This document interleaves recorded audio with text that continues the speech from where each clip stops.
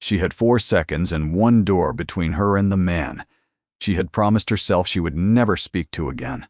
And in the end, she used both to save her own life by seizing the sleeve of a stranger and calling him, in front of 300 witnesses, her husband.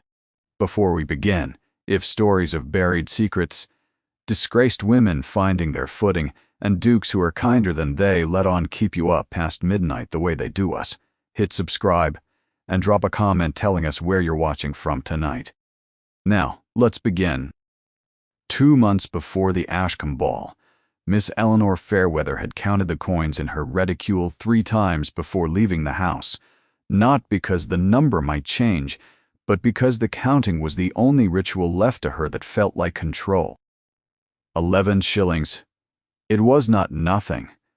It was also not enough for the dressmaker's outstanding bill, nor the coal that had not been ordered in a fortnight, nor the wages owed to Mrs. Barr.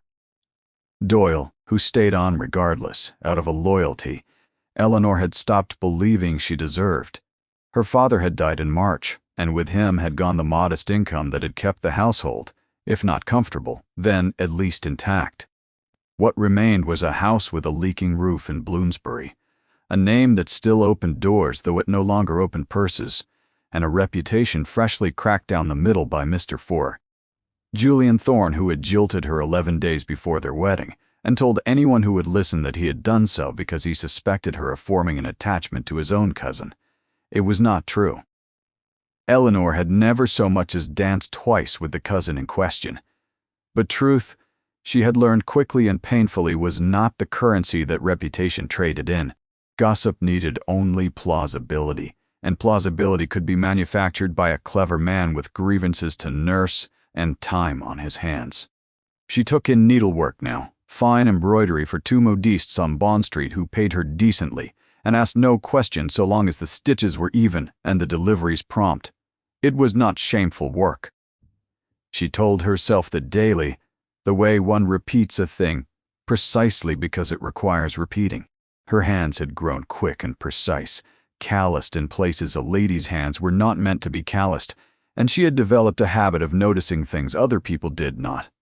The true cost of a length of Mechlin lace, the difference between candles that burned clean and those that guttered and dripped, the particular weight of a ledger that had been altered after the fact, its pages just slightly too smooth where an entry had been scraped away and rewritten. She had learned this last skill from her father, a solicitor's clerk, who had taught her over long winter evenings that numbers did not lie, even when people did.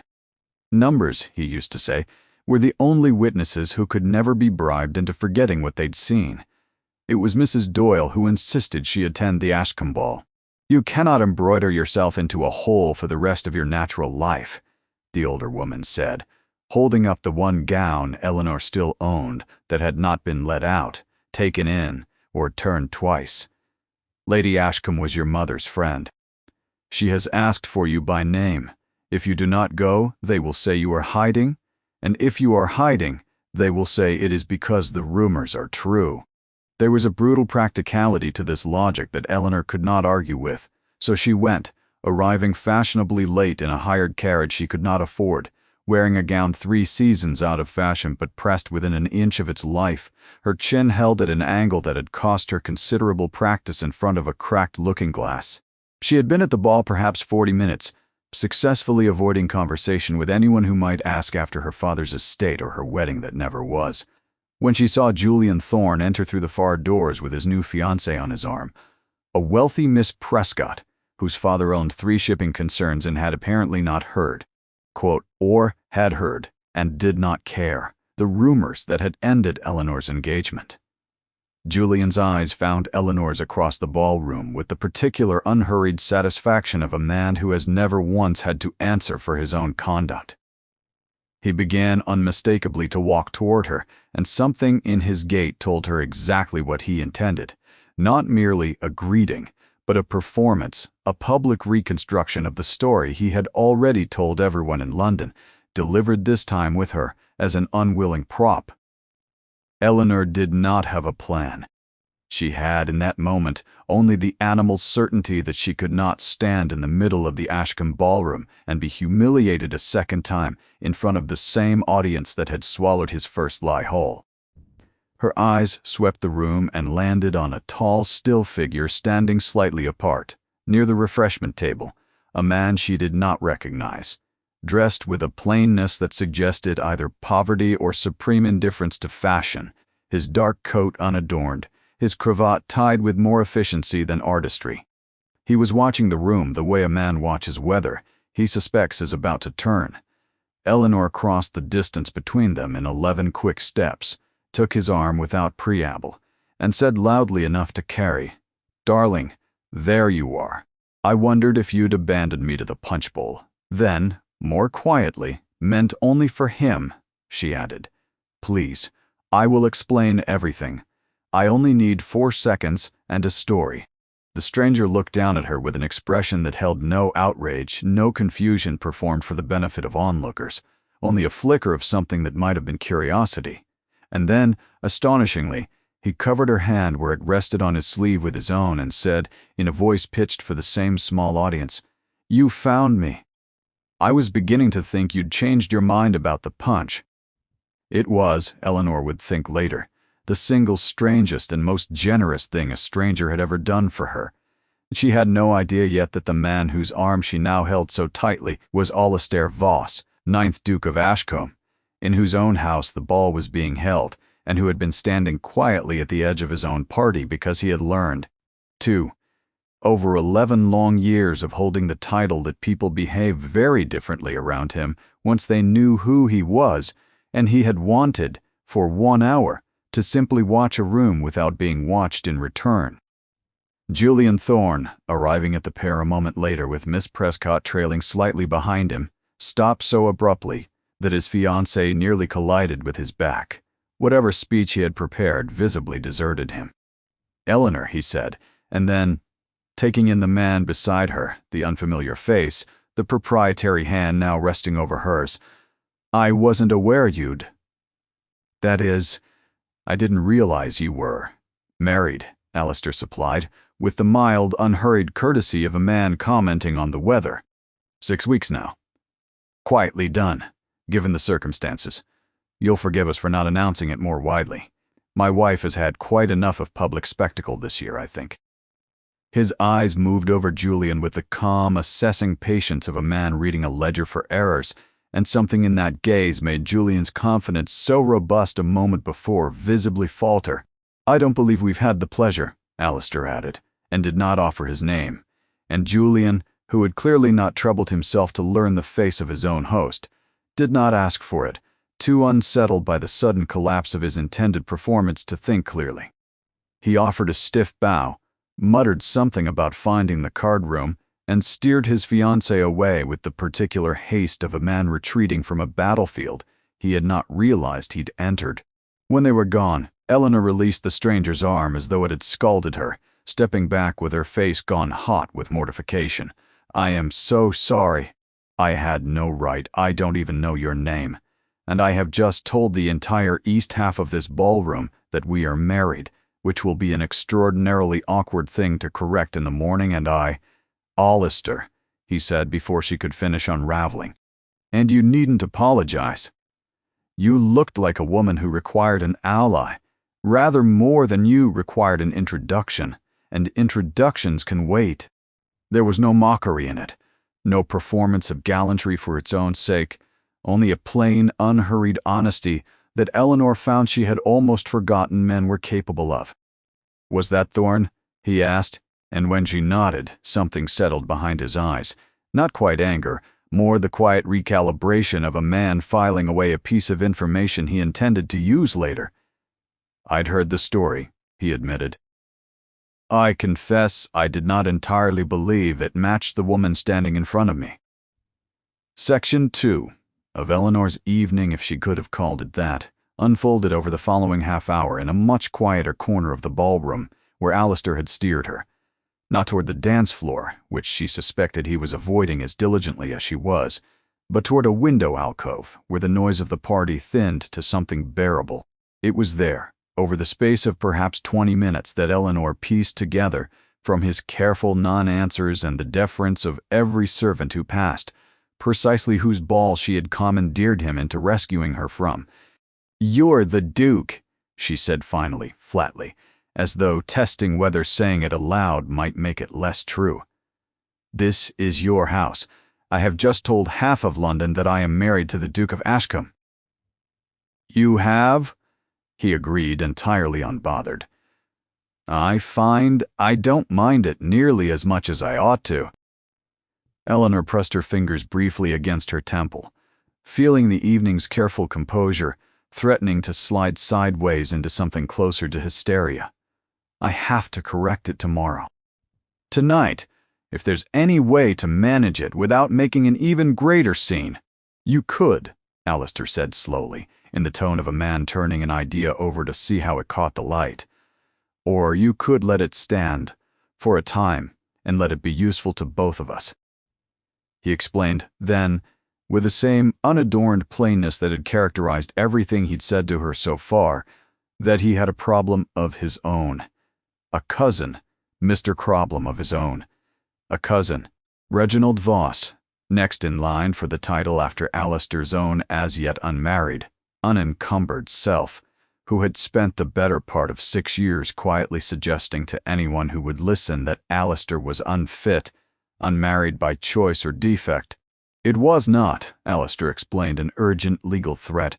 The title would pass as titles passed, regardless of gossip, but it had made his life a slow, grinding exercise in being watched, assessed, and quietly undermined at every turn, his stewards questioned behind his back, his tenants unsettled by rumors of instability at the great house.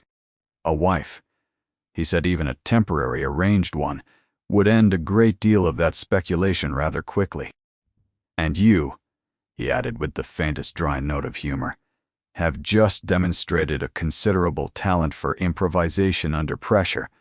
I find I would rather have you as an ally than a stranger." Eleanor should have said no. She turned it over that night, and the next morning, and for 3 days afterward, and every rational accounting of the arrangement told her it was reckless, transparent, and certain to end in a second public disgrace worse than the first. And yet the 11 shillings in her reticule had not multiplied. Mrs. Doyle's wages remained unpaid, and the roof continued to leak precisely where it had leaked all winter. When Alistair called on her 3 days later, properly, correctly, with his own aunt as chaperone, a woman named Lady Prue, who conducted the entire visit with the brisk efficiency of someone negotiating a business contract rather than witnessing a courtship, Eleanor found the terms he proposed were, if anything, more generous than she had allowed herself to imagine. A settlement in her own name, entirely separate from him, sufficient to clear her father's debts and secure the house. A public engagement, properly announced, to replace the private fiction she'd created at the ball. And at the end of it, should either party wish to dissolve the arrangement, once his cousin's campaign had lost its force, a quiet annulment, or separation on terms that left her provided for, regardless. "I'm not asking you to love me," he said with a bluntness that Eleanor, to her own surprise, found more reassuring than any declaration might have been. "I am asking you to help me, and offering to help you in return. If it becomes something else, it becomes something else. If it does not, no one is harmed by the pretense. And if I say no," Eleanor asked, watching his face carefully, "then I wish you well, and I will still see that Thorne's version of events is corrected, because it is a lie, and I dislike lies more than I dislike inconvenience." He said it so simply, so entirely without the expectation of gratitude, that Eleanor believed him completely, and it was that belief, more than the settlement or the roof or the debts, that decided her. The wedding, when it came 6 weeks later, was small, correct, and utterly unlike the wedding she had once planned with Julian Thorne. There were no crowds, no excessive flowers, only Lady Prue, Mrs. Edding. Doyle installed as housekeeper at Ashcombe House itself, and a vicar who asked no questions he had not been paid handsomely to leave unasked. Eleanor stood in a gown that fit her properly for the first time in a year and repeated vows to a man she had known for 6 weeks, and found to her own quiet astonishment that she did not feel as though she were lying. The quiet domestic middle of Eleanor's new life at Ashcombe unfolded slowly, the way a house reveals itself only to someone willing to walk every corridor. She discovered that Alistair rose before dawn to walk the home farm himself, rather than relying solely on his steward's reports, that he read every tenant's letter personally, even when Lady Prue insisted a secretary could manage it, that he had a habit, when troubled, of retreating to the estate office and losing himself for hours in columns of figures that most men of his rank would never trouble to examine. She discovered, too, that he was not so much reserved as careful, a man who had learned, at considerable cost, that unguarded warmth invited people to take advantage of him, and who therefore rationed his own kindness like a man rationing coal through a hard winter. It was in the small, unwatched moments that Eleanor came to know him best. The morning he noticed without comment that her hands were roughened from years of needlework, and quietly had a jar of glycerin soap left at her dressing table, never once mentioning it directly. The evening, he found her repairing a torn hem herself rather than ringing for a maid. And instead of remarking on the incongruity of a duchess doing her own mending, simply sat down across from her and asked her to teach him the stitch, which he then executed with the same meticulous, slightly grim precision he brought to his ledgers. There was a child, too, though not their own, Alistair's late brother's daughter, a solemn 7-year-old named Clara, who had been raised largely by governesses since her parents' deaths, and who regarded Eleanor, at first, with the flat, assessing wariness of a girl who had learned not to trust new adults who arrived promising to stay.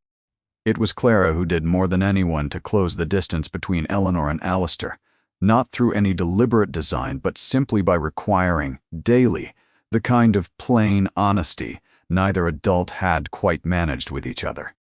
"Are you really married to my uncle, or is it pretend, like the last governess said?" the vicar's wife told her.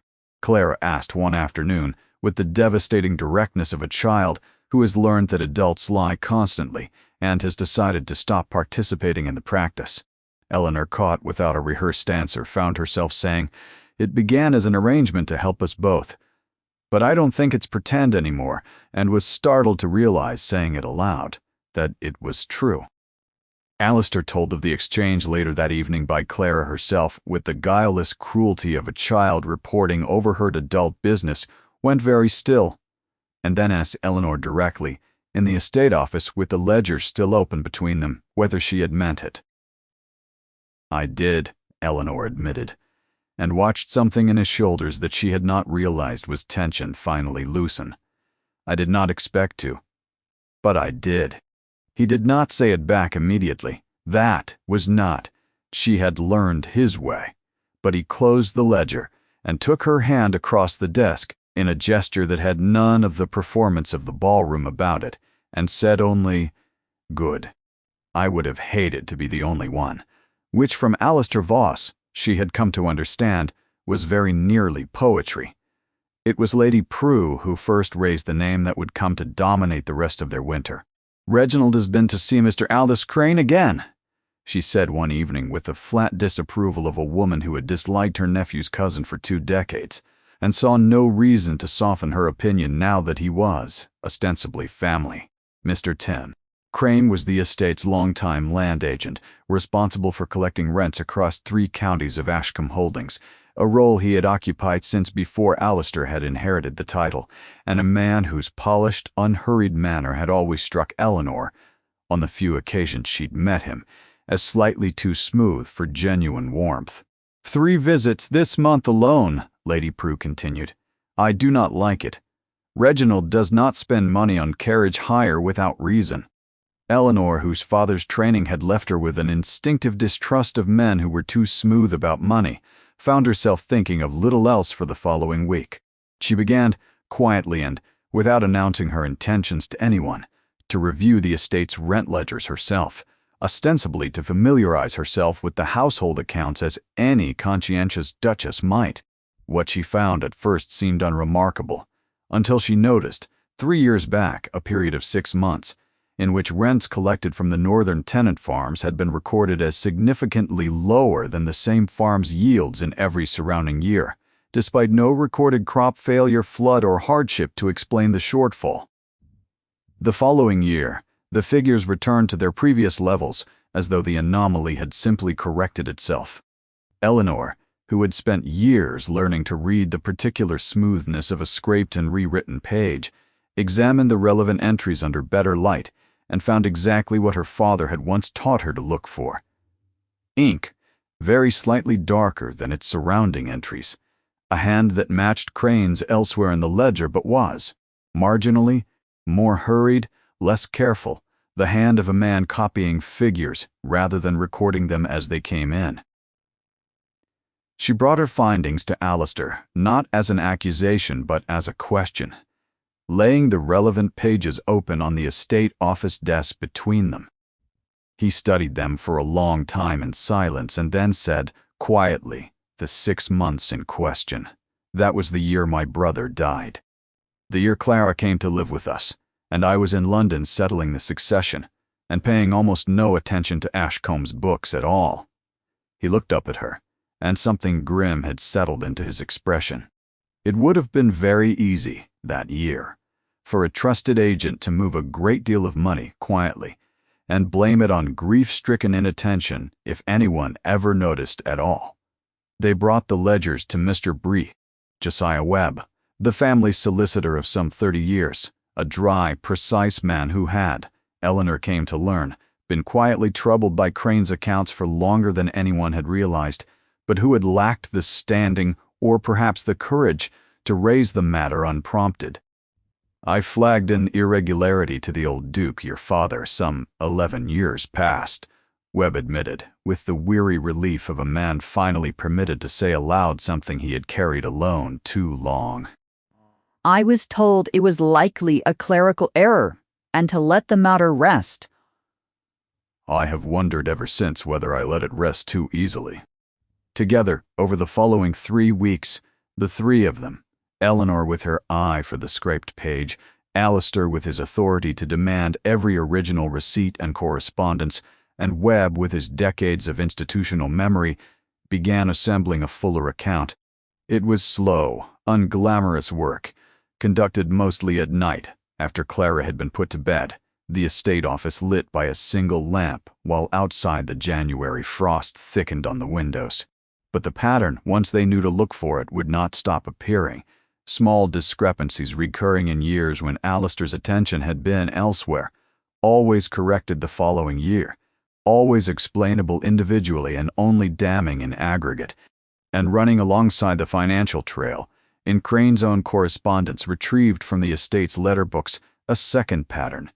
Regular letters to Reginald Voss, growing warmer and more familiar over the years, discussing at length the Duke's unmarried state, his supposed indifference to the estate's daily management, and in one letter, dated 18 months prior, its language careful, but its implication unmistakable, the suggestion that should the Duke die without issue, certain records might be arranged to Reginald's considerable advantage regarding disputed boundary lands that Crane himself had quietly been leasing under a cousin's name. True. Value. The dark hour of that winter arrived, not through any dramatic confrontation but through a letter, delivered to Ashcombe House on a bitter morning in February, addressed to Eleanor directly, rather than to Alistair, in a hand she did not recognize but which the postmark revealed had come from London. It was from Julian Thorne. He had heard, he wrote with considerable interest, that the Duchess of Ashcombe's marriage had been rather more sudden than the official announcements suggested, and that a woman with her particular talent for embroidering the truth, the pun, Eleanor thought with cold fury, was clearly intentional, might find her position considerably more precarious than she supposed, should certain parties begin asking pointed questions about the circumstances of a marriage arranged within 6 weeks of a very public jilting. He did not say outright what he wanted. He did not need to. The threat sat plainly beneath the courteous phrasing. Pay, in coin or in favor, or watch the story of a desperate, disgraced woman trapping a duke into marriage spread through every drawing room in London, this time with Julian himself as its eager narrator. Eleanor did not show the letter to Alistair immediately. For 2 days, she carried it folded inside her work basket, telling herself she was protecting him from a distraction during the delicate work with Crane's ledgers, and telling herself, more honestly in the smaller hours of the night, that some old and stubborn part of her still believed she ought to be able to solve her own disasters without asking a husband, even this husband, even one who had never once made her feel her troubles were a burden, to fight her battles for her. It was Clara, again, guileless and devastating, who broke the impasse, mentioning at breakfast that she had seen Aunt Eleanor crying in the estate office and hoped it wasn't because of the letter she'd found half hidden in the work basket, which she had not read, because Miss Everleigh said reading other people's letters was very wicked, but which she had noticed all the same. Alistair's face, when Eleanor finally handed him the letter that evening, went through no dramatic transformation, no shouting, no thrown crockery, only a long, controlled stillness that Eleanor had come to recognize as his particular register of fury.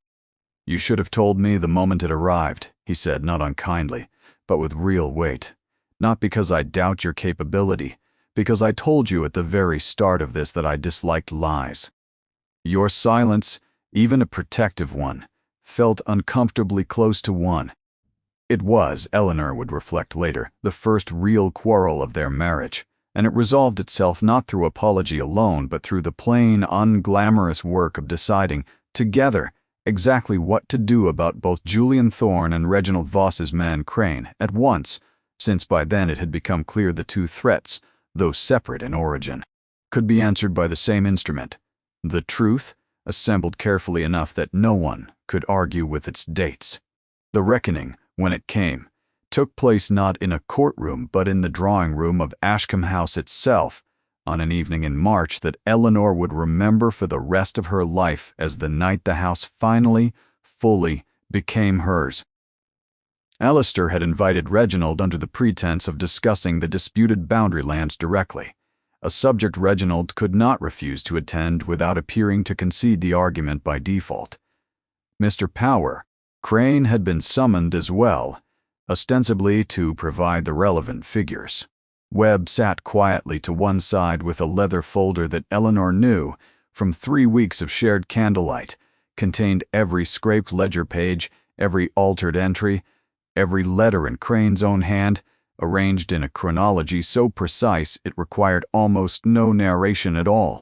Reginald arrived first, expansive and faintly condescending as always, remarking within his first minute in the room on how well marriage seemed to suit his cousin, in a tone that suggested he found the entire arrangement faintly absurd and expected it to unravel eventually to his own benefit. Crane arrived shortly after, smooth as ever, offering his usual unhurried courtesies, and it was Eleanor who spoke first, laying the relevant ledger pages on the table between them with the same plain deliberateness she had once used to lay out fabric for cutting. "I wonder, Mr. Crane," she said, "if you might explain why the northern tenant rents fell so precipitously for exactly 6 months 3 years ago, in a year with no recorded crop failure, and precisely why the ink on these 6 months of entries does not match your hand in any other month of that ledger." She did not raise her voice. She did not need to. Webb, beside her, produced the corresponding letters to Reginald, laid them beside the ledgers, and simply read the dates aloud, one after another, until the pattern assembled itself in the silence of the room more damningly than any accusation could have. Reginald's expansive good humor curdled visibly as the dates accumulated. Crane, to his credit, or perhaps simply his exhaustion, did not attempt an elaborate defense. The fact pattern laid out in his own hand and his own dated correspondence offered him nowhere to stand. He admitted haltingly at first, and then with the flat relief of a man finally permitted to stop performing innocence, that he had diverted a portion of the northern rents during the year of Alistair's brother's death, believing, correctly, as it turned out, that grief and distraction would prevent close examination, and that he had done so at Reginald's quiet encouragement, in exchange for Reginald's continued patronage and the promise of a more favorable position should the succession ever pass to him.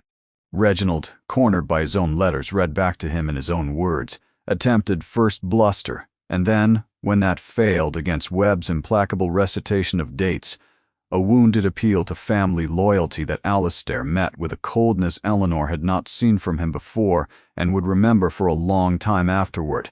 "You spent 6 years suggesting to every drawing room in London that I was unfit to hold this title," Alistair said, "while quietly arranging to profit from my own brother's death. I do not think loyalty is a word either of us has earned the right to invoke tonight." It was Eleanor, in the end, who counseled restraint, not out of mercy for Reginald, whom she had come by then to genuinely dislike, but for the innocent tenants whose rents Crane had diverted and who stood to be harmed further by a lengthy public prosecution that would tie the estate's finances up in courts for years and leave those same families waiting even longer for restitution. "Full public exposure would satisfy something in all of us," she said quietly to Alistair that night, after Reginald and Crane had both departed under considerably reduced circumstances. Crane dismissed outright and quietly reported to the appropriate authorities for the fraud, but kept as leverage sufficient to ensure his silence and his permanent withdrawal from any further interference in Ashcombe affairs. But it would also delay every tenant's restitution by years, tangled in courts, while newspapers feasted on our name for their amusement. I would rather they be paid quietly and promptly than that we win a satisfying public victory at their expense." Alistair considered this for a long moment, and then nodded, and it was in that nodding, the willingness to set aside the fullest measure of justice for the sake of people who would never know precisely how close their own security had come to real harm, that Eleanor understood, finally and completely, that whatever this marriage had begun as, it had become unmistakably a genuine partnership between two people who had each learned the hard way what it cost to be believed. As for Julian Thorne, his threatening letter met a considerably less elaborate but no less thorough end.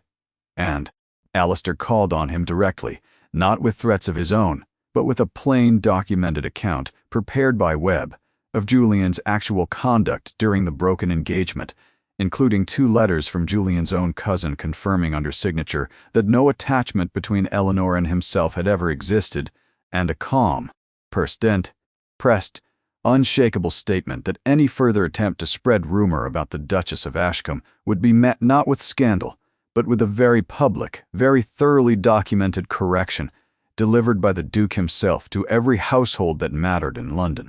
Julian, whose entire scheme had depended on Eleanor's inability to defend herself, folded within the week. His own engagement to Miss Prescott, already strained by his evident dishonesty, did not survive the season. The coda to that winter arrived slowly, the way real happiness tends to, unmarked by any single dramatic day, but accumulating instead across a great many ordinary ones. Eleanor spent the following 2 years transforming the estate's tenant relations herself, instituting, with Webb's approval and Alistair's full backing, a new system of transparent tenant-witnessed rent recording that made the kind of quiet theft Crane had practiced for years very nearly impossible to repeat. Clara, no longer wary, no longer testing every adult who entered her life for signs of impermanence, grew into a bright, plain-spoken girl who followed Eleanor through the estate office most winter evenings, learning her aunt's habit of reading ledgers as though they were the truest kind of story a house could tell. The northern tenants, restitution paid in full within 18 months exactly as Eleanor had promised them, spoke of the young Duchess for years afterward with a loyalty that had nothing to do with her title and everything to do with the fact that she had noticed, when almost no one else had troubled to look, that something in their accounts had quietly gone wrong. Mrs. Doyle remained housekeeper at Ashcombe House until her own retirement, by which time she had become, by Eleanor's own frequent insistence, rather more family than staff, and Reginald Voss, stripped of any real influence and watched closely for the rest of his days, was seen at exactly one further Ashcombe gathering, standing quietly at the edge of a room he no longer had any power to disturb, in an odd, unspoken echo of the way Alistair himself had once stood at the edge of his own ball, waiting to be noticed by exactly the right person. On the second anniversary of the night, Eleanor had first taken a stranger's arm to escape a man who had wronged her. Alistair found her in the estate office, ledgers open before her as they so often were by then, and set down beside her hand a small worn coat button she did not immediately recognize. "From the coat I was wearing that night," he explained, when she looked at him in question. "I had it mended rather than replaced. When the sleeve tore that winter Reginald's man came to call. I found I did not much want a new coat. I rather liked the one that had been useful enough to save." "Sentimental," Eleanor said, though she was smiling. "Practical," Alistair corrected, though he was smiling too, and took her hand across the desk exactly as he had the first time he'd meant it, and neither of them said anything further, because by then there was very little left between them that required saying aloud. "We'll leave the story there, though not entirely without a question for you." Reginald Voss walked away from Ashcombe with his freedom, his name unpublished, his complicity known only to the small circle of people willing to keep it quiet for the tenant's sake. Do you think Eleanor and Alistair were right to spare him public exposure, or should a man who profited from his own cousin's grief have paid a steeper price regardless of who else might have suffered for it? Tell us what you think in the comments below, and if you found your way into this story, we'd be glad to have you stay for the next one.